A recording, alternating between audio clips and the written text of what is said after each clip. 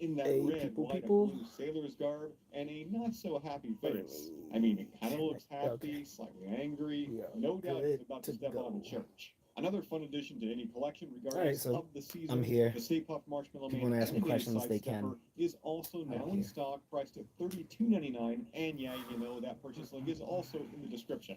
Be sure to keep it locked to ghostbustersnews.com and right here to our YouTube channel for more reveals and in-stock updates as Spirit Halloween continues to roll out their new for 2026 Ghostbusters offerings. With that said, that's all I've got for you for this one. As always, subscribe. If you'd like to join up with Ghostbusters News, check out our Patreon page. That link is also down below. And we'll see you right back here next time. That's right. It's me, Peter Venkman.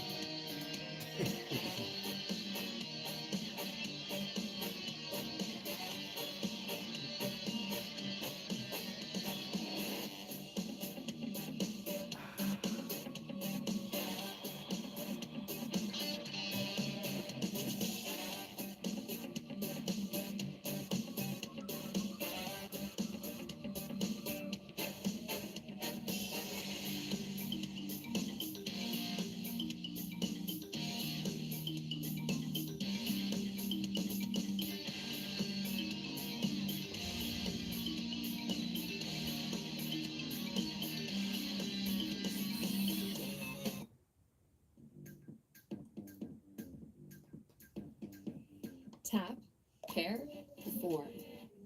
Smart Share. Exclusively on the Lenovo Aura Edition AI PC, imagined with Intel. Your aura is limitless.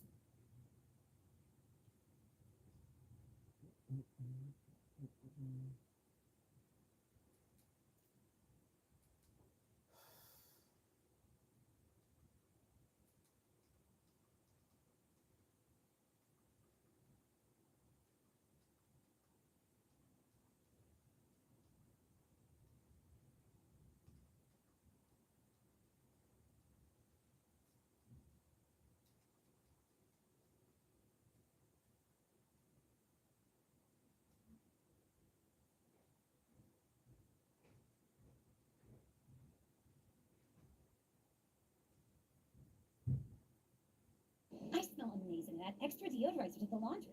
What don't you do? Iron. New Jack Link's air-dried steak slices, made with just 3 simple ingredients. Grass-fed beef. Guys, we all know that modern dating is a hellscape, but one company says it just might have the solution.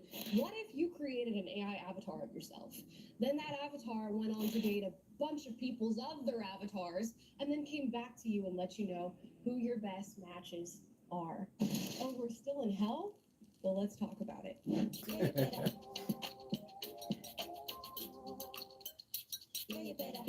Wait, so the AI concierge Before we actually get into dates today's other video, please people's like and AI subscribe. Today we're avatar? I thought talking it about was. Bumble. I The didn't know CEO that's says what they're it did. moving in a revolutionary direction. Now, when I That's hear crazy. that from any corporation, I'm just thinking, okay, artificial intelligence is somehow being integrated into what you're doing next. And that seems to be the case for Bumble. Now, Bumble used to be this groundbreaking dating app because it allowed women to make the first move.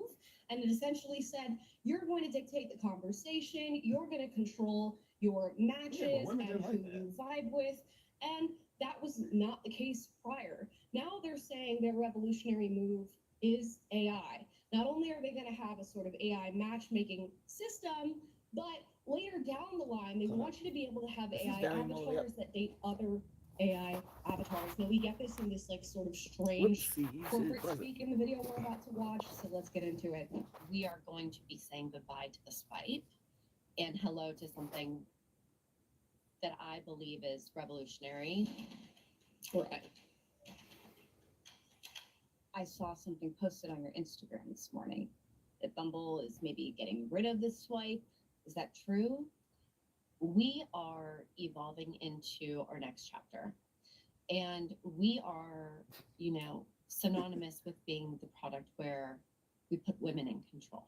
It's time for the next Bumble. And so to answer the question, we are going to be saying goodbye to the swipe and hello to something that I believe is revolutionary for the category, and I'm very excited about it. Wow. Okay, so if the app reset is coming in Q4, we should expect the functionality of how we say yes or no to a potential match to not be a swiping mechanism. In select markets in Q4, the swipe will be gone.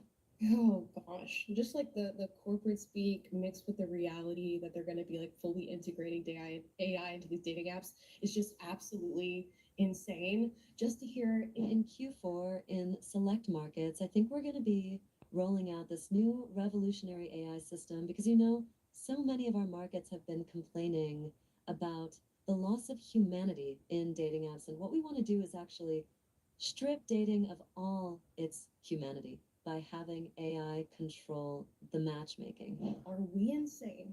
Okay, we all know that we're in the middle of a loneliness epidemic. We all know that people are meeting online more so than in any other format or place, if you even want to call it that. People are saying they're struggling to make matches. There's hookup culture on social media, which give you this false sense that you have a lot of options, when in reality, you don't have a lot of options. And where Bumble was once putting women in control and allowing them to sort of dictate how the dating flowed for at least a bit, now we're going to allow computers to control what we do. And of course, she's getting a lot of pushback on this. A lot of women and people who are using dating apps in general are saying, we need more humanity, not less of it. And instead, maybe you could fix other issues that happen on your dating app, like help people make better profiles, do background checks on the individuals on your dating app, make it more conducive to one-on-one conversations where people are actually jumping off the app more to meet in person and to have human connection. But instead, they're stripping the human connection and then telling you that this is human connection, which is just insane. Now, she did end up doing an interview with the New York Times where she gets a lot of pushback on this new Q4 select market framework. And here's what she had to say. You can find a way to use AI to read your profile and to extrapolate different learnings from you, like loves weekends in the countryside, loves to be outdoors. Where AI is brilliant at these things is it can learn patterns in the other person. So what it can do is it can then scan thousands of profiles, if not more, and it can say, hey, you know what? I think you should meet this person because they also have similar values. What about serendipity? What about opposites attract? What about finding people that you would never think you had anything in common with, but it works? I mean, So this is you're now touching on the other side of the coin of the argument of dating apps. Half of the people I've spoken to throughout my career that met on Bumble, they said, I would have never thought I would like this person in real life, but there was something about their photo and I just swiped right. I don't know why, I just did. So serendipity will take on a life of its own. I think You notice how she didn't answer the question. She's actively acknowledging that people actually went on her app and found people who don't fall within the pattern that would be recognized by an AI algorithm and went, you know what, I'm going to swipe on this person, and then they end up dating and creating a relationship.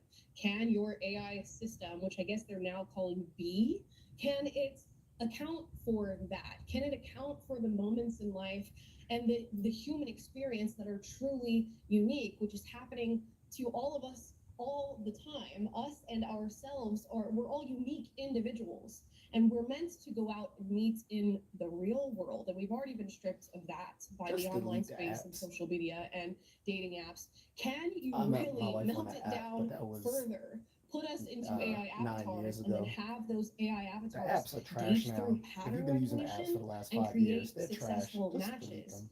I'd argue no, but I guess this is the future I we're started going to using see. apps Is the like public who are going to sign up 10 for years this? ago. Will people willingly allow AI avatars to date on their behalf? It seems like amongst young especially people, there guys- is this guys, massive delete the aversion apps. to AI that I feel like wouldn't Don't let these translate women to the use of an tell app you like this. to But don't talk to I'm them in real life, consistently surprised by but then they what want you we're to willing to do connect and with them on how the apps. far Just, we'll go just to delete the apps. engage with others without engaging with others. But let's close out the video and The see what guys she who has to don't say. need the apps opposites attract, but are the ones who opposite values don't do the attract. best on the I'm a apps. firm believer of this. I'm one of those people. You can be completely opposite. But You can like The sweets irony and they is can you let don't hate need it. sweets. You can wake up early and they can go to bed late. It doesn't matter. These are lifestyle choices. These are quirks. These are personalities. I personally have never met a couple that stayed the So I don't like course. female CEOs. when their She values sounds didn't align. Totally I mean, you could- disingenuous. Okay, so let's pause her there. Now, she says she has a personal belief that people of different values and belief systems cannot have long-term relationships with one another because she personally has not seen that happen. Now, I think this has shifted over time in the US where now more people are maybe agreeing with this particular mindset. And we're seeing on dating apps now people specifically putting what their set of beliefs is, who they voted for, saying they won't date somebody of an opposing belief, but that is not the reality for all of us human beings on earth and for all of our human experiences. In Right. fact, 26% of couples would describe themselves with values and beliefs in mind as polar opposites. So now she's saying that her artificial intelligence system essentially is not going to account for the possibility that you could like somebody who is opposed to you. You could like somebody of a differing value set. And how is it possible that through pattern recognition, an AI is going to account for all the different possibilities that could exist within dating? Dating and finding love is one of the most unique human experiences that we go through. It takes like all of our minds, all of our beliefs, all of our values, filtering through our own consciousness in order to make these decisions. And now they want to abdicate to AI avatars to allow them to make these decisions for you. Guys, we are in hell. Now I'm going to show you a graph here. This is how human beings, couples used to meet here in the United States. And you're going to see all these lines through friends, through family, work, bars, grade school, neighbors, college, all the way from the 1950s to 2020. And you see all of these in-person avenues of meeting somebody to date and to become a significant other, they just drop off in the 2020s as we become more integrated with technology and select markets for Q4, okay? And the online line here, this red, and red for a reason, line, starts spiking up into the 2020s. Now, do we need to create a separate line for, you're not even meeting online, your AI avatars are meeting one another? Like, you're not meeting people, period? This is so dystopian. And I just cannot see this being the future of dating. And I hope there's just a full-fledged rejection of this mentality in the select markets of Q4 because we cannot allow these companies to create an even larger hellscape in the dating hellscape that already exists. If 50%, over 50%, I think at this point, of young men between the ages of 18 and 24 are saying they haven't even approached a woman in person in the last year to pursue her romantically or to ask for a number or even give her a compliment about how she looks. What happens when we upload those individuals to AI avatars? We're struggling enough on dating apps and social media and with hookup culture and with the lack of third spaces.